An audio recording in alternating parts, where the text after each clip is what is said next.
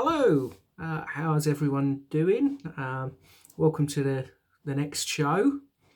Um, on today's show, predominantly, I'm going to talk about something that I've been asked actually to do a show on. So I'm going to be discussing how I actually got my diagnosis. Um, I'm also towards the end, just a basic bit of chit chat, if you like.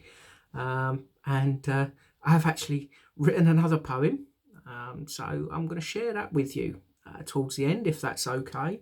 It's gone down quite well actually on my Instagram and TikTok, so I'll share that with yourselves and yeah, see what you think of it.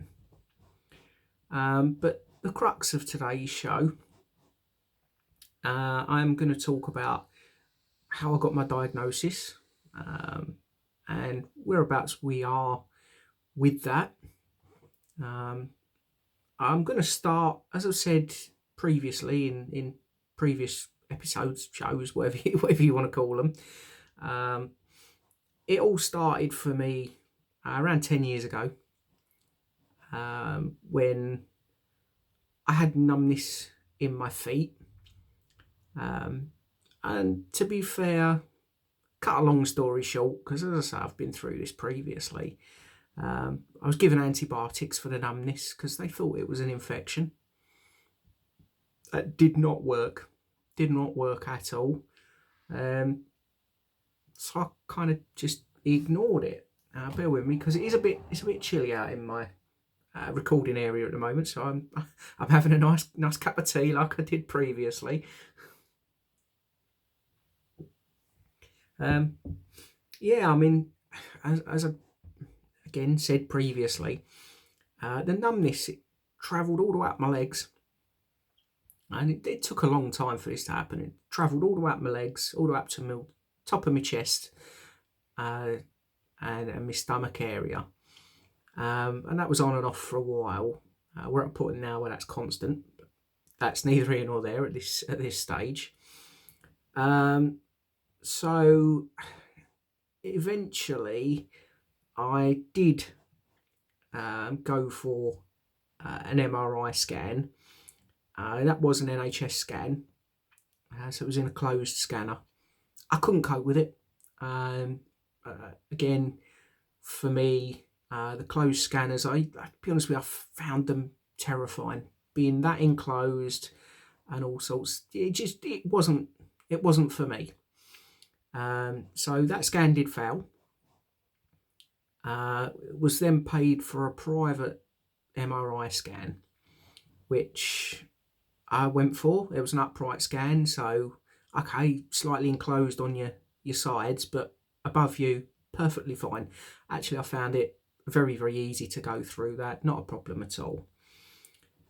The scanner actually showed up issues with my lower back. So I do have issues there with my lower back. And to be honest with you, what I didn't really pay any attention to at the bottom of that report, it actually mentioned another scan may well be required if demyelination was suspected. And it said for another scan, it really would be best if there was contrast dye used. Again, I mean, that went on for a little while where I pretty much ignored it because I didn't know what demyelination was. I didn't understand anything like that. My GP was being a little bit pushy that actually another scan really was required. But again, it was a case of I can't go through the closed scanners. I found them absolutely impossible to deal with at the time. So it was left for a good while, a good few months. And I started to get real issues again. And it was a case of actually gonna need a scan. We'll have this contrast scan done. So again, it was paid for privately to have the scan. That was done with the contrast dye, which again, I mean, I didn't really at this point understand why we was even bothering with things like contrast scans. But after that one, I was actually called in to go and see my GP, and he'd explained that demyelination was seen, and that I really do need a brain scan. At this point, I'm going to make a joke here, but at this point, genuinely, I'm thinking, brain scan, me, that's going to come back completely clear because there's no brain in there at all. But yeah, I mean, it was very much a case of my GP at this point. He did say to me, all joking aside, to prepare for the diagnosis of multiple sclerosis. That took me back. I didn't understand that, and I've mentioned this. I'm not going to go into too much detail on that because I have mentioned it previously. But yeah, it really knocked me for six. I'll be honest with you. I didn't quite know where to go with that information. So a brain scan was booked. It had to be done, and I actually did overcome my fear of a closed scan. I realised actually I really do need this. I can't keep not having this brain scan because at this point again I'm having some quite bad problems, so I need to know what's going on. So I did overcome the fear of the closed scanner, and I went through the brain scan. It did show there was a brain in there, which surprised me, I'll be honest with you, but there you go. After the brain scan, it did show that there was a few small lesions on my brain, and my neurologist at that point referred me to an MS specialist nurse after he'd diagnosed the MS. So yeah, that was done. I had my first meeting with my MS nurse, and she did go through. She explained to me exactly what MS is, what it does, and again, I mean, thankfully Lisa, my wife, she came with me to that appointment because I think I might have been a bit overawed by it all, if I'm honest. But yeah, the nurse, she was great. She explained it all very, very well. She explained what would need to happen next, and that another MRI scan was going to be necessary. She also explained to me what she believed the level of my MS was, and again, until I've had that confirmed, I will keep that to myself. But yeah, I mean, so another scan was required. This scan was brain and spine. So again, I went through it. I'd been through a closed scanner once. I'd taught myself how to get through it. So I did. And again, I have previously done a podcast explaining how I managed to get through the fear of closed scanners. So please, by all means, go back through and have a listen if you do struggle with the closed scanners, because I like to think that it's quite good advice on there that I've been giving, because it got me through. So if it can get just one other person through, that to me is quite successful. Just having a sip of my tea. Nothing better than a nice strong cup of tea. I do enjoy it. Maybe I'm getting old, I don't know. But yeah, so that brain and spine scan was completed. it showed what they was expecting it to show. Again, that was done with contrast dye. And my MS nurse, she passed my file onto the MS MDT, the multidisciplinary team, and they had a look. They have requested that I have a lumbar puncture done, which I can't say as I'm best pleased about, but if it's got to be done, it's got to be done. I'm not very pleased about the wait time. 10 weeks wait. Okay, I'm about 3 weeks into that wait. But they've already sort of earmarked what they're expecting treatment-wise for me to receive.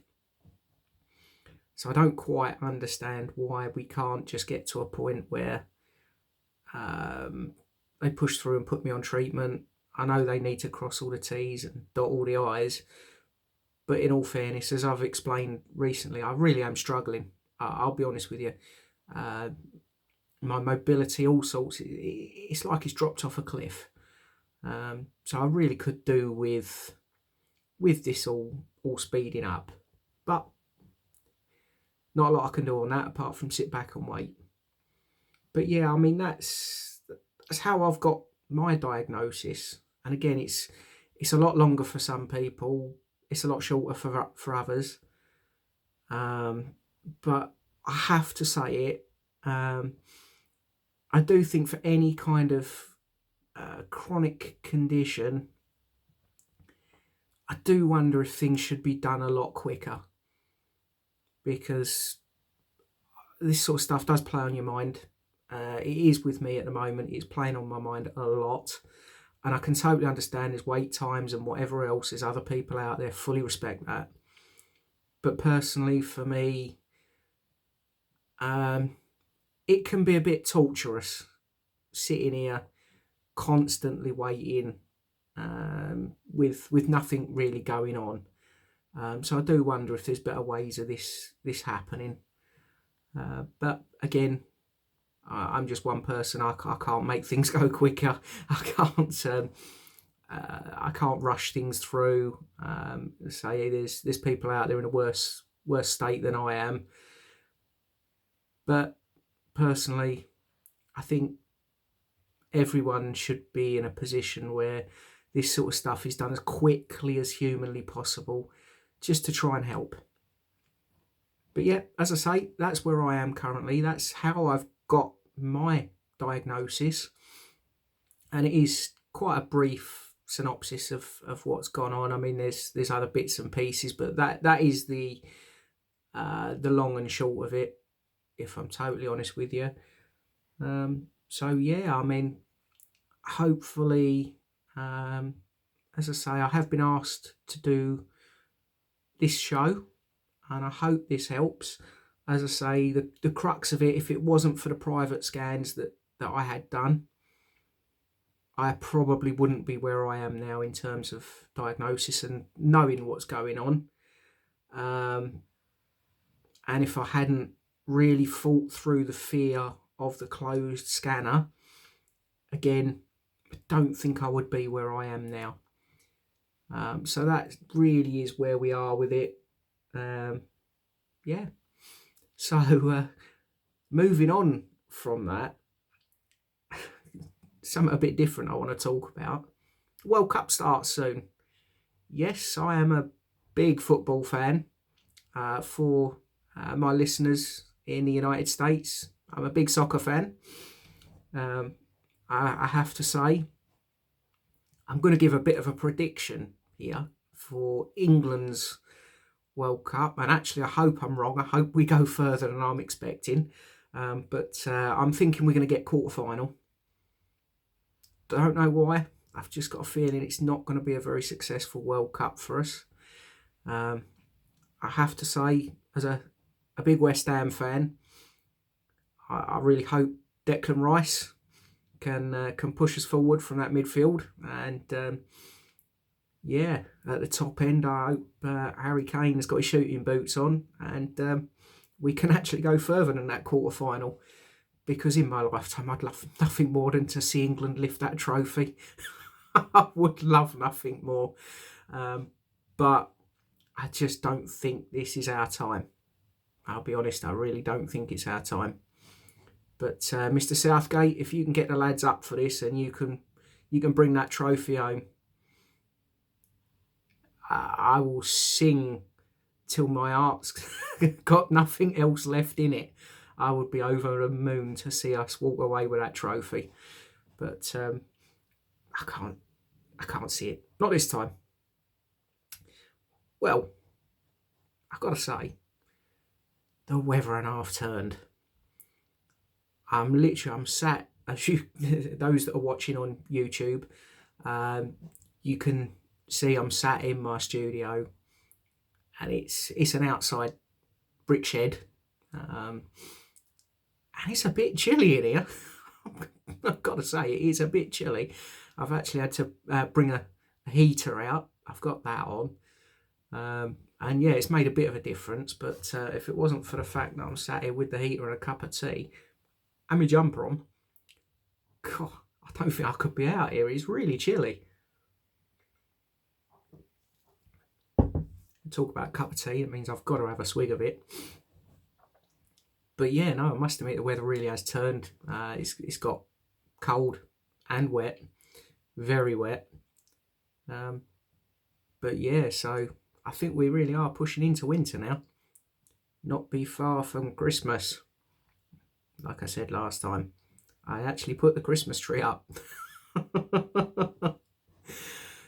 What I do, and what I have said at the start, is about this new poem that I've written.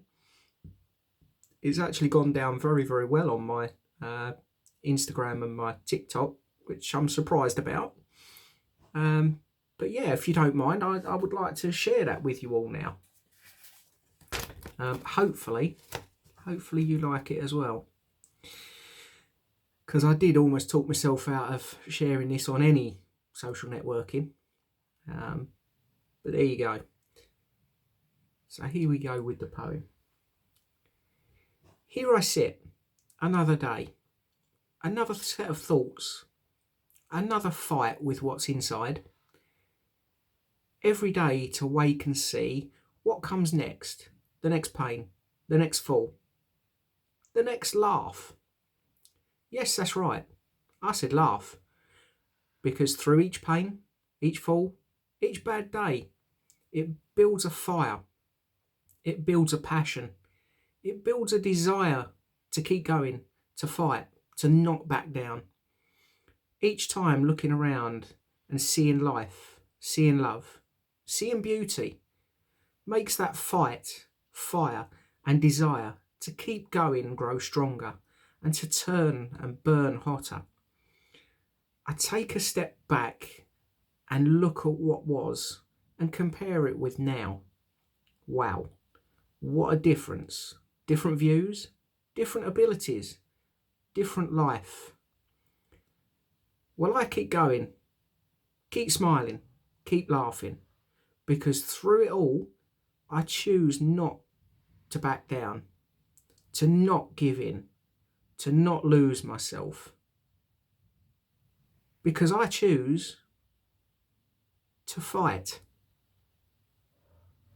Well, I hope you like that. As I say, for some reason, those sort of thoughts do pop into my head now and then, and I'm putting them down on paper. So I hope you don't mind me sharing. What I will say is a massive thank you for listening. Show-wise, I'm going to start doing one show a week, which is going to be released at midnight on a Monday, Greenwich Mean Time. So yeah, I mean, hopefully that's okay with everyone. I hope you're all doing okay. And I actually hope you all have a really good week. Have a good time. I'll speak to you again soon. Bye-bye.